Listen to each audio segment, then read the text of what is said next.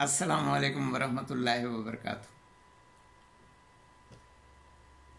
جیسا کہ آپ میں سے اکثر لوگ جانتے ہیں، میرا نام احمد حاتف صدیقی ہے اور میں ابو نصر کے قلمی نام سے بھی فقاہیہ کالم نگاری کرتا رہا ہوں۔ میری یہ کتاب بھی تھی، دراصل ہے تو آپ بھی تھی، مگر چونکہ اس ساری داستان میں صرف اور صرف میرے مطالعاتی سفر کی رودات بیان کی گئی ہے، اس وجہ سے اسے کتاب بیتی کہا گیا۔ تعلیمی دستاویزات کی روح سے میری تاریخ پیدائش 3 فروری 1956 ہے اور مقام پیدائش کراچی۔ خاندانی پس منظر یہ ہے کہ میرے والد اور میری والدہ دونوں کا تعلق یو پی کے ضلع اعظم گڑھ میں آباد صدیقی خاندان سے تھا۔ اس لحاظ سے مجھے یہ کہنے کا شرف حاصل ہے کہ میں نجیب الطرفین صدیقی ہوں۔ ہمارا خاندان سیدنا محمد بن ابی بکر رضی اللہ عنہما کی اولاد ہونے کا اعزاز رکھتا ہے۔ اس صدیقی خاندان کی اعظم گڑھ میں موجودگی کا ذکر قاضی محمد سلمان منصور پوری رحمۃ اللہ علیہ نے اپنی معرکہ آرا کتاب رحمۃ للعالمین میں بھی کیا ہے۔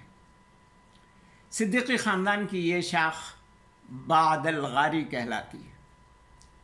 ہمارے اسلاف میں سے اکثر لوگ اپنے نام کے ساتھ اس اعزاز کو لکھا بھی کرتے تھے۔ اگر وہ روایت ہمارے خاندان میں اب بھی برقرار رہتی تو میرا نام احمد حاتف صدیقی بعد الغاری لکھا جاتا۔ بعد الغاری کا قصہ یہ ہے کہ سیدنا ابو بکر صدیق رضی اللہ تعالی عنہ کی وہ اولاد جو ہجرت کے سفر میں پیش آنے والے واقعہ غار ثور کے بعد پیدا ہوئی، وہ بعد الغاری کہلاتی ہے۔ غار ثور کا یہ واقعہ کتب سیرت میں مذکور ہے۔ مولانا صفی الرحمن مبارک پوری نے اپنی معرکہ آرا کتاب الرحیق المختوم میں مشکات المصابیح کے حوالے سے لکھا ہے کہ سفر ہجرت کے مراحل طے کرتے ہوئے رسول اللہ صلی اللہ علیہ وسلم اور سیدنا ابو بکر صدیق رضی اللہ تعالی عنہ جب غار ثور تک پہنچے تو غار کے منہ پر پہنچ کر حضرت ابو بکر صدیق رضی اللہ تعالی عنہ نے رسول اللہ صلی اللہ علیہ وسلم سے عرض کی کہ ابھی آپ اس غار میں داخل نہ ہوں، پہلے میں داخل ہوتا ہوں، تاکہ اگر اس غار میں کوئی ضرر رساں چیز ہو تو آپ کے بجائے مجھے اس سے سابقہ پیش آئے۔ یہ کہہ کر آپ غار میں داخل ہو گئے۔ غار کو صاف کیا، ایک طرف سانپوں کے بل دیکھے تو سیدنا ابو بکر صدیق رضی اللہ تعالی عنہ نے اپنی مبارک چادر پھاڑ کر اس کے ٹکڑوں سے ان بلوں کے منہ بند کر دیے۔ 2 سوراخ بند ہونے سے رہ گئے۔ ان 2 سوراخوں پر حضرت ابوبکر صدیق رضی اللہ تعالی عنہ نے اپنے پاؤں کے انگوٹھے رکھ دیے۔ پھر رسول اللہ صلی اللہ علیہ وسلم سے عرض کی کہ آپ اندر تشریف لے آئیے۔ حضور غار میں تشریف لائے تو اس پرمشقت سفر کی تھکن دور کرنے کی خاطر سیدنا ابو بکر صدیق رضی اللہ عنہ کے زانوئے مبارک پر سر اقدس رکھ کر آرام فرما ہو گئے۔ اسی اثنا میں ایک سانپ نے سیدنا ابو بکر صدیق رضی اللہ عنہ کے ایک انگوٹھے پر ڈس لیا۔ تکلیف کی شدت سے آپ کی آنکھوں سے آنسو نکل پڑے، مگر اس خیال سے آپ ہلے بھی نہیں کہ رسول اللہ صلی اللہ علیہ وسلم کے خواب میں خلل پڑے گا۔ تاہم سیدنا ابو بکر صدیق رضی اللہ عنہ کے آنسو حضور پرنور صلی اللہ علیہ وسلم کے رخسار مبارک پر ٹپک پڑے۔ آپ کی آنکھ کھل گئی۔ آپ نے دریافت فرمایا کہ ابو بکر تمہیں کیا ہوا؟ سیدنا ابو بکر صدیق رضی اللہ عنہ نے عرض کیا کہ آپ پر میرے ماں باپ قربان، مجھے کسی چیز نے ڈس لیا ہے۔ جب رسول اللہ صلی اللہ علیہ وسلم کے علم میں یہ بات آئی تو آپ نے اپنا لعاب دہن زخم پر لگا دیا، وہ فوراً ٹھیک ہو گیا۔ تکلیف جاتی رہی۔ رسول اللہ صلی اللہ علیہ وسلم کے اس معجزے کے اثرات سیدنا ابو بکر صدیق رضی اللہ تعالی عنہ کی بعد الغاری اولاد میں آج تک موجود ہیں۔ چنانچہ ہمارے خاندان میں سانپ کے کاٹے سے کسی کی موت واقع نہیں ہوئی۔ ہندوستان میں ہمارے خاندان کا شمار ملکی خاندانوں میں کیا جاتا تھا۔ ملکی ان خاندانوں کو کہا جاتا تھا جن کی ملک یا ملکیت میں شاہان مغلیہ اور سلاطین سلطنت شرقی کے ادوار سے ریاستیں، اضلاع، پرگنے اور گاؤں ہوا کرتے تھے۔ جب مجھے شاہجہاں نامہ پڑھنے کا اتفاق ہوا تو یہ دیکھ کر خوشگوار حیرت ہوئی کہ ہمارے شجرہ نسب کے مطابق ہمارے اجداد میں سے ایک بزرگ ہمت احمد خان صدیقی کا ذکر شاہجہاں نامہ میں موجود ہے۔ اس میں انہیں ملنے والے مناصب اور اعزازات کے فرامین بھی نقل کیے گئے ہیں۔ ہمارے خاندان کو خان نہیں خاں کا خطاب بھی شاہی دربار سے ملا تھا۔ ہمارے اسلاف نے ایک عرصے تک اس خطاب کو اپنے نام کا جزو بنائے رکھا۔ اب کوئی نہیں لکھتا۔ اب اگر لکھا جاتا تو میرا نام یوں ہوتا: احمد حاتب خان صدیقی بعد الغاری۔ شاہ محی الحق فاروقی مرحوم نے اپنی کتاب بیدار دل لوگ میں میرے تایا مولانا ابوالجلال ندوی صدیقی بعد الغاری کا تذکرہ کرتے ہوئے اس خطاب کے بارے میں لکھا ہے کہ یہ خطاب موروثی تھا، اسے نسلاً بعد نسلن چلنا تھا۔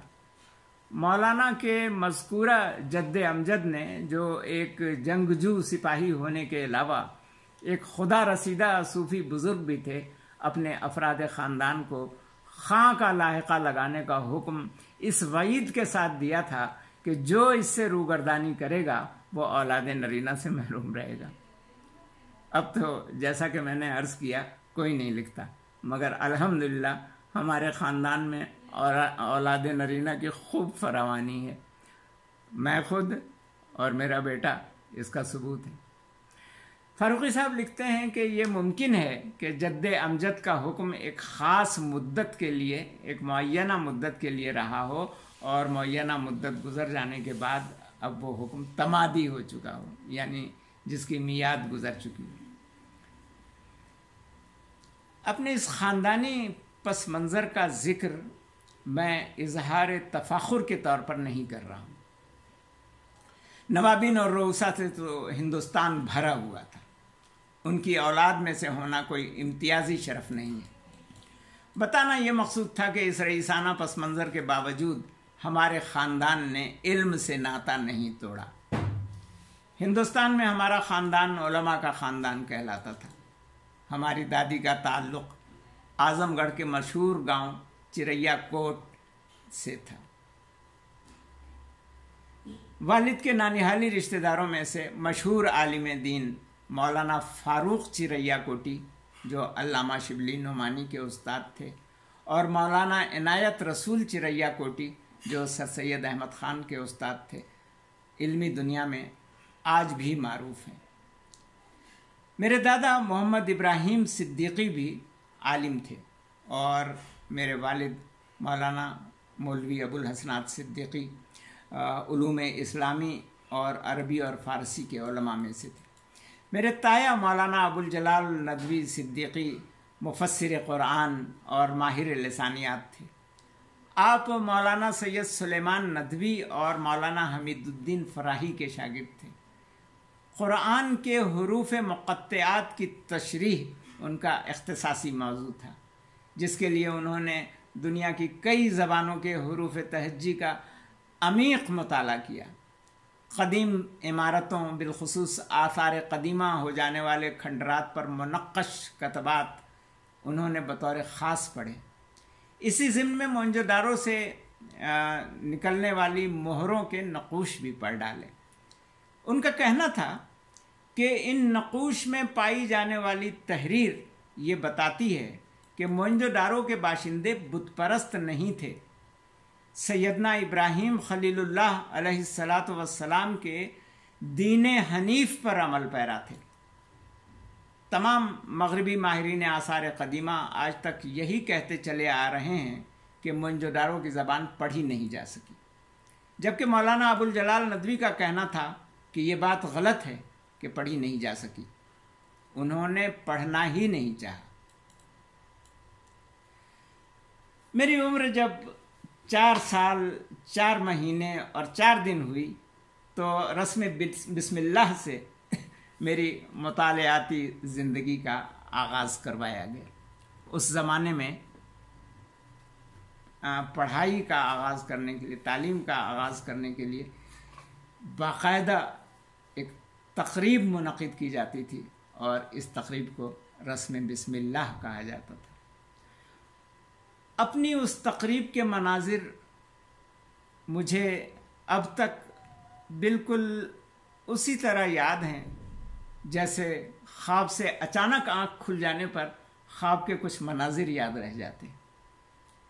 طوالت سے بچنے کے لیے تفصیل نہیں بیان کرتا، قصہ مختصر یہ کہ مولانا ابوالجلال ندوی نے سورہ علق کی ابتدائی آیات اقرأ باسم ربک الذی خلق سے لے کر کے علم بالقلم تک، علم الانسان ما لم یعلم تک وہ پڑھاتے گئے اور میں ان کے پیچھے پیچھے دہراتا چلا گیا۔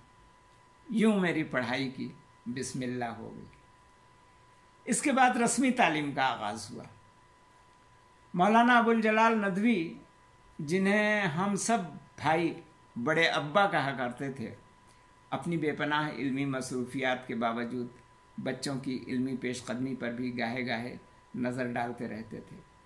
مجھے پڑھنا آ گیا تو اکثر اخبارات اور رسائل پڑھوا کر سنتے اور تلفظ کی اصلاح کرتے جاتے۔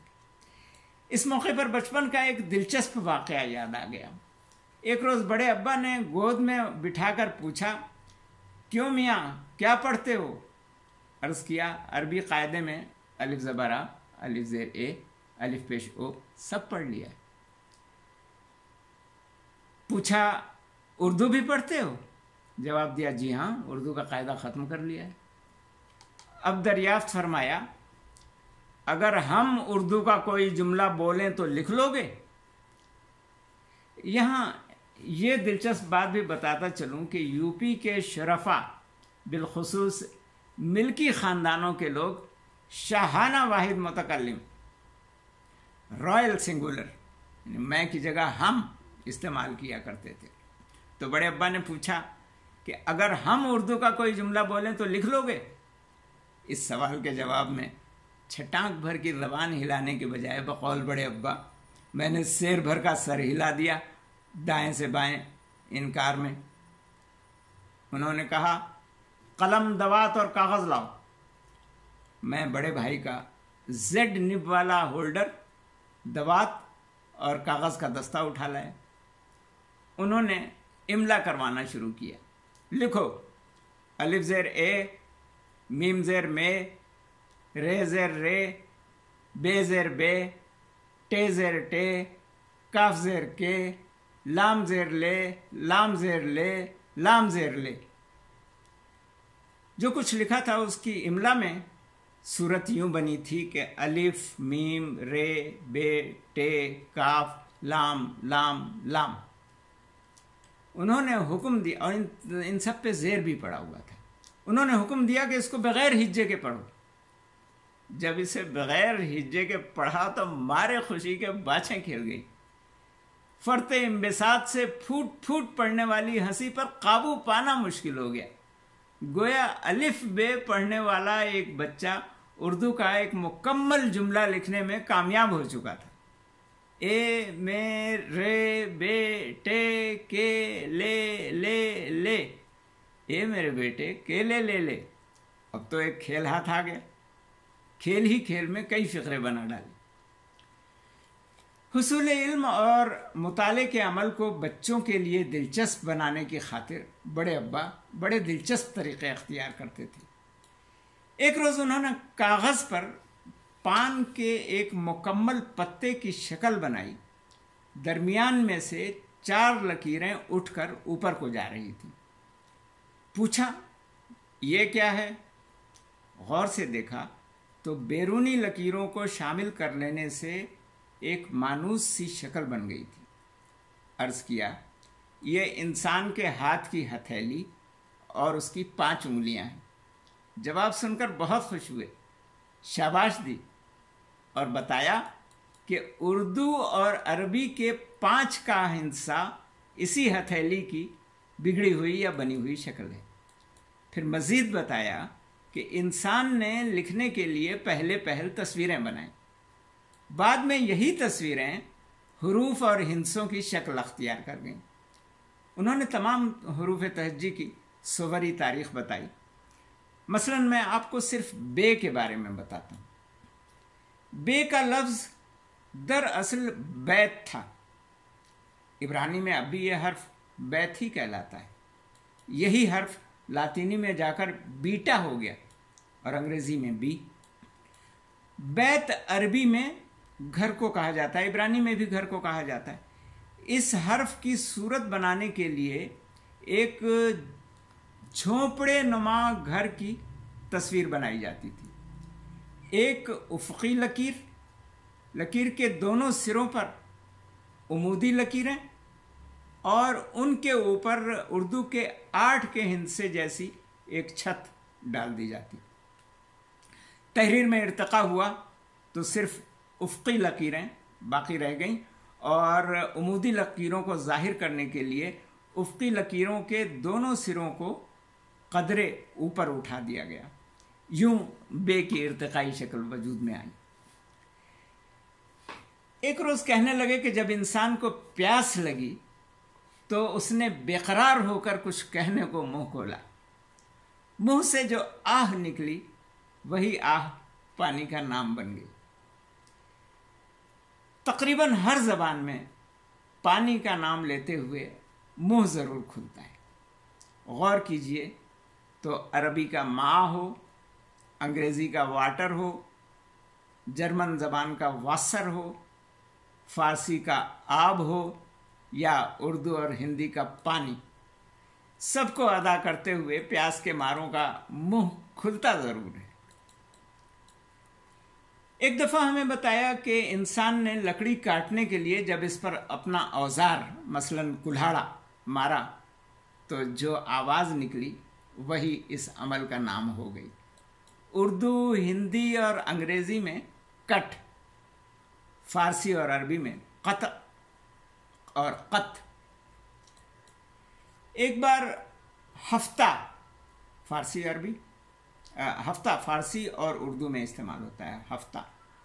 سبت عبرانی اور عربی، سپتاہ ہندی، یعنی ہفتہ، سبت اور سپتاہ کی صوتی مماثلت کا ذکر کرنے کے بعد پوچھا کہ ہفتہ ہر جگہ 7 ہی دن کا کیوں ہوتا ہے؟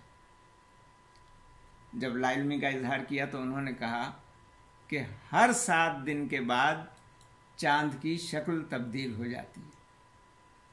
ابتدائی 7 دنوں میں وہ ہلال سے شروع ہو کر نصف تک پہنچ جاتا ہے، اگلے 7 دنوں میں پورا ہو کر بدر بن جاتا ہے، بعد کے 7 دنوں میں پھر آدھا ہو جاتا ہے اور آخری 7 دنوں میں اثر نو طلوع ہونے کے لیے غائب ہو جاتا ہے۔ قصہ مختصر یہ کہ میرا ذوق مطالعہ تشکیل دینے میں میرے تایا مولانا ابوالجلال ندوی نے بہت اہم اور بنیادی کردار ادا کیا ہے۔ شعری ذوق پیدا کرنے میں میری والدہ کا ہاتھ ہے۔ ابھی باقاعدہ تعلیم کا آغاز نہیں ہوا تھا، قرآن مجید کی مختصر صورتوں کے ساتھ ساتھ انہوں نے مجھے اقبال کی کئی نظمیں یاد کرا دی تھیں۔ حفیظ جالندھری کے شاہنامہ اسلام سے منتخب اشعار وہ بڑے ترنم سے سنایا کرتی تھی۔ آج بھی میری سماعتوں کی یادداشت میں ان کا وہ مخصوص ترنم نغمہ ریز رہا کرتا ہے جو میں نے ان سے بچپن میں سنا تھا۔ مسلسل سننے کی وجہ سے حفیظ کی کئی نظمیں اور کئی مشکل اشعار بھی درست تلفظ کے ساتھ مجھے زبانی یاد ہو گئے تھے، اب تک یاد ہے۔ ابھی لوری نہ دی تھی جنبش دامان مادر نے، کہ دل گرما دیا تھا नारे अल्लाह अकबर ने। न उल्टा था अभी मज़मून तिफली का वरक़, मैंने लिया था बाए बिस्मिल्लाह से पहला सबक मैंने। अभी मलबूसे गोयाई न था पूरी तरह पहना, कि सीखा था ज़बाने कुल हुवल्लाहु अहद कहना। हफीज़ ने शाहनामा इस्लाम की जिल्द दोम के अंदर अपनी ज़ाती दास्तान, मंजूम दास्तान सुखनहाय गुफ्तनी दर पैराए सरगुज़श्ते मुसन्निफ़ के उन्वान से तहरीर की। इस दास्तान में जो उन्होंने अपनी तालीमी कहानी बयान की है वो मुझे अपना ही क़िस्सा मालूम होता है। शायद हमारे बचपन तक बरे सग़ीर के मुसलमानों की तालीमी तहज़ीब एक ही थी। हफीज़ की इसी सरगुज़श्त के अशार मेरी वालिदा ने उसी दौर में मुझे भी याद करा दिए थे। अपनी उस दास्तान में हफीज़ कहते हैं कि मुझे मस्जिद में ले जाया गया कुरान पढ़ने को, खुदा और मुस्तफ़ा की राह में परवान चढ़ने को। मेरा उस्ताद हक़ आगाह था, मर्दे मुसलमान था, परिस्तारे खुदाए पाक था, पाबंद कुरान था। वो सादा था, बहुत ही साफ़ व सादा थे उसूल उसके। वो कहता था खुदा एक है, मोहम्मद हैं रसूल उसके। उसे ईमान था, ईमान ही की इस्तिक़ामत पर, फरिश्तों पर, किताबों पर, रसूलों पर, क़यामत पर। मेरी हुब्बे रसूलुल्लाह की बुनियाद है मस्जिद, खुदा आबाद रखे आज भी आबाद है मस्जिद। तसव्वुर में है अब तक सहने मस्जिद का वो नज़ारा, उधर उस्ताद इधर मैं, दरमियाँ रहल और सीपारा। शिकस्ता बोरिए पर हम सिनों का बैठना मिलकर, वो हर सादा खुशी पर सबका हंसना खूब खिल खिल कर सफर। वो हर सादा खुशी पर सबका हंसना खूब खिल खिल कर, वो आवाज़े अज़ां पर दफ़अतन खामोश हो जाना। सफ़ें आरास्ता करना, हमतन गोश हो जाना। यही फिरदौस था जिसमें हुई थी इब्तिदा मेरी, इसी फिरदौस में ए काश होती इंतहा मेरी। यानी उस ज़माने के रवाज के मुताबिक मेरी बाकायदा तालीम का आगाज़ भी मस्जिद ही से हुआ। कुरान मजीद, नाज़िरा कुरान मजीद मुकम्मल हो जाने के बाद मुझे इब्तिदाई मदरसे में दाखिल कराया गया, जिसे आजकल प्राइमरी स्कूल कहा जाता है। अभी 5वीं जमात में था तो ये देखकर कि गलत या सही अब मुझे पढ़ना आ गया है, मेरे बड़े भाई जनाब महफूजुर रहमान सिद्दीकी ने मुझे कहानियों की छोटी छोटी किताबें लाकर देना शुरू कर दी। इन कहानियों को पढ़ने में मज़ा आने लगा। कहानियों के एक सिलसिला कुतुब का नाम आज भी याद है, पाक कहानियाँ। इस सिलसिले में अंबियाए किराम और सहाबाए किराम के क़िस्से और वाक़यात होते थे, दिलचस्प वाक़यात थे। मुताला रवा हो गया तो कहानियों की निस्बतन ज़ख़ीम किताबें पढ़ने को मिलने लगीं। बिलखुसूस मौलाना माइल खैराबादी के नावल नकली शहजादा ने तो रातों की नींदें हराम कर दी। जब तक नावल ख़त्म न कर लिया उसे छोड़ा नहीं। खाते वक्त भी दायां हाथ रोटी और सालन की तरफ और नज़रें बाएं हाथ में थमी हुई किताब पर होती थी। वालिदा मोहतरमा खाने के वक्त पढ़ने का अमल जारी रखने पर बहुत खफा होती थी।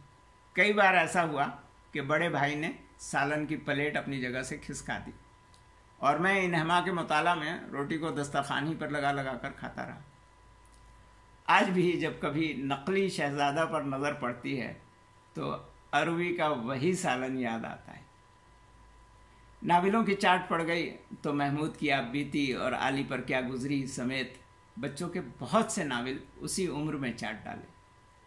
इम्तियाज़ अली ताज, मिर्ज़ा अदीब और सईद लख्त की ढेरों कहानियाँ पढ़ डाली।